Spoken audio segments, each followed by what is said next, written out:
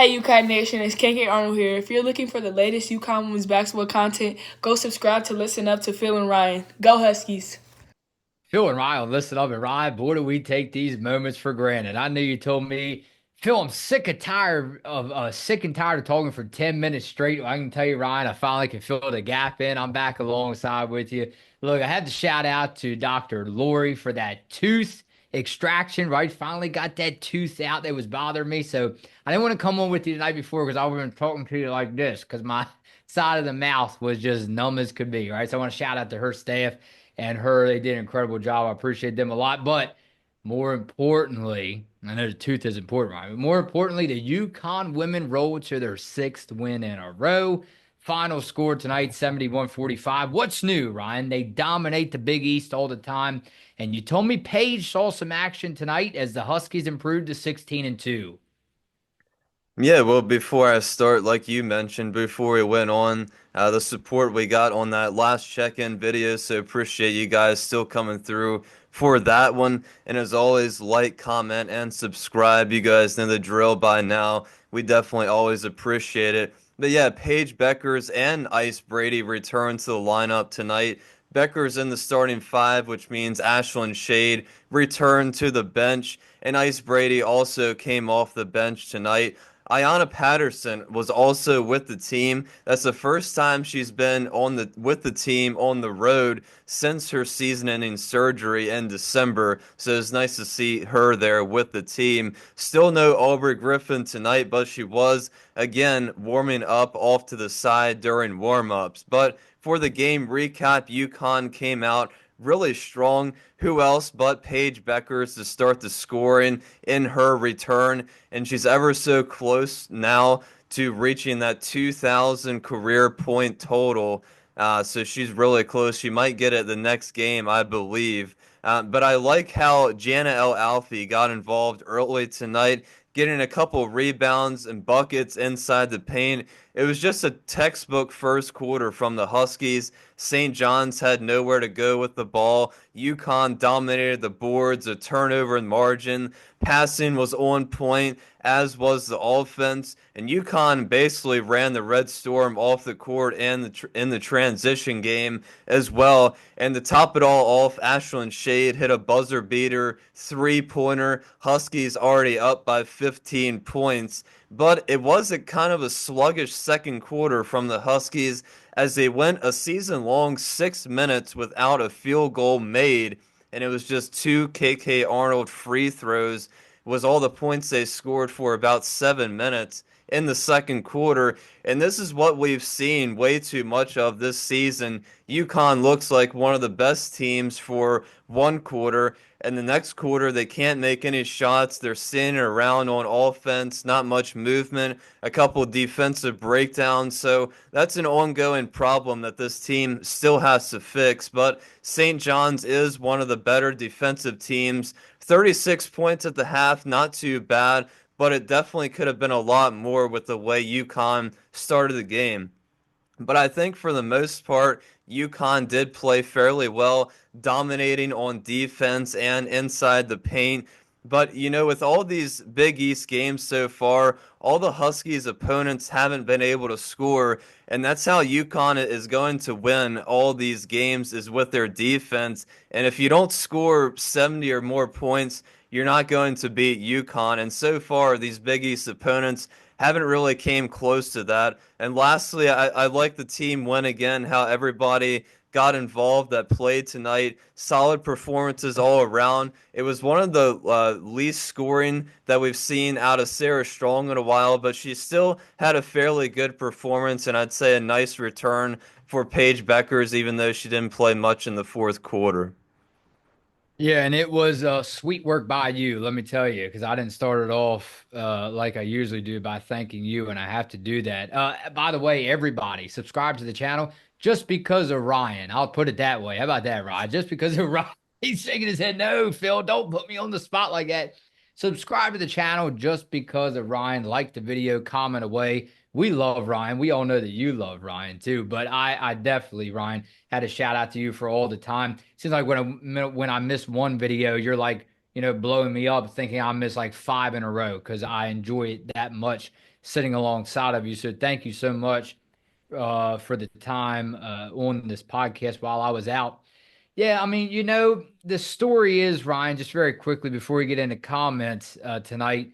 I like what I'm seeing, obviously. Obviously I'm paying attention, even though I'm missing in action on this podcast sometimes. But the fact of the matter is, I think it's still obviously all eyes are on February. Is there anything that really concerns you? One thing that might stick out to you out of, you can nitpick here and there, but just one big concern. And I want to ask everybody, not just you, comment away. One big concern, I don't think it's too early to talk about it. Here we sit January, the night of January 15th. One big concern that they can fix. It's hard, and that's why I'm asking you. It's hard for me to pick because all these are nice wins, right? Nice Big East wins. What's one big concern that stands out to you prior to February? Because we all know there's two very, very big games on the schedule coming up. Well, for me, I kind of mentioned it during the game recap, and I think it's just the inconsistent play. Mm, I think when we play these higher level teams, and we've seen it in the two losses so far this mm. season, it's just the inconsistent play from a quarter to quarter basis. And I think to beat the higher level teams like Tennessee and South Carolina that we have left on the schedule, I think we just need 40 minutes of consistent play all the way around, which, it's not easy to do, obviously, but, I think it just needs to happen during the time that we play with these teams. But, I think it's definitely fixable. I think it's just about staying into the rhythm of the offense. I think UConn doesn't have to worry about their defense showing up because that's how they win most of these games so far this season. But it's going to have to be the offense just always staying in that rhythm and holding the momentum from quarter to quarter. I think that's the biggest problem that needs to get fixed. And how about the Paige Bueckers fans, Ryan? I'm seeing a post from UConn on SNY. Paige Bueckers making time for the fans at Carnesca Arena. It's you know you're big time when you see your fans on the road, right? Not only at home but on the road. Let's go over the comments from the last video. They came through very well, Ryan. I'll leave it up to you to thank them because even Daryl Anderson said thanks, Ryan, and he contributed big time to this channel. And they came through big for Rye. UConn Huskies last check-in at St. John's. Let's go over to Jason D'Amico. Like always, our brother forever. Jason said it would be interesting to see what happens to the team chemistry when Paige and Aubrey are back. We are quickly running out of time to catch our runners high. Peace.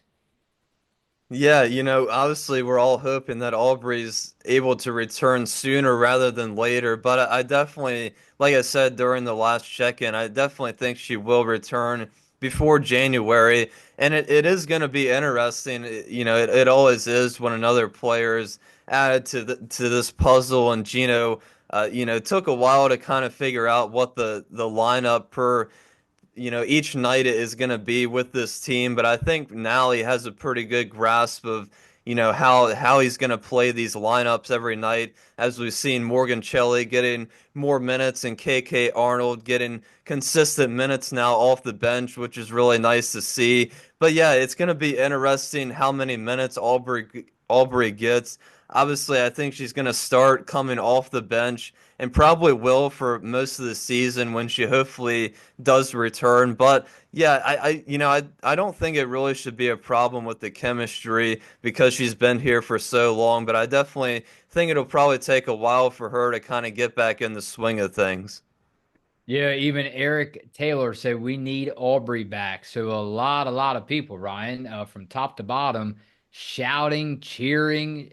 We can hear it. Aubrey Griffin, we need you back. If you didn't hear by now, Aubrey, and you're hearing the video, we need you back. Let's go over to Michael Lawson. One more, Ryan. UConn 79, St. John's 57. Like the Georgetown game, off to a slow start. Once UConn exploits St. John's weakness, they will start pulling away in the third quarter. I need the centers to shoot from the foul line. Yeah, I think UConn definitely got to the free throw line more in the first half, so I was glad to see Paige Bueckers finally got a couple foul calls, and I was glad to see KK Arnold continuing to be aggressive. I think Jana played well tonight. Again, a kind of a off night in terms of what Sarah Strong has done for the whole entire season, but for just a standard performance, she still had a pretty good game. Ice Brady didn't really didn't get into the game until this second quarter with about 4 minutes left. So I guess Gino trying to just ease her in as she did miss one game, but didn't really score much tonight. But I did see she got 3 rebounds, I believe. But yeah, I think in terms of the bigs, I think they're playing better. Definitely playing better than what they were the beginning of the season. I think Jana's just been getting better and better now since she was inserted into the starting lineup. And I think Ice Brady as well, just trying to get her rhythm off the bench. But, I think Gino needs to play them a little bit more and not take them out immediately, like I've seen a couple people say right after they make a mistake. But I think they are playing better inside the paint. All right, Ryan, I'll see you right back here Friday morning for the last check-in, and we have another game on Sunday. And Ryan, another Arctic blast coming through. Make sure you bundle up. I guess it could get into the negatives up there where we just were not too long ago in Hartford. Man, oh man, make sure you bundle up. Be safe, everyone. Stay warm. Every time, Ryan, I think about them husky dogs jumping out of the back of a truck, running in the snow.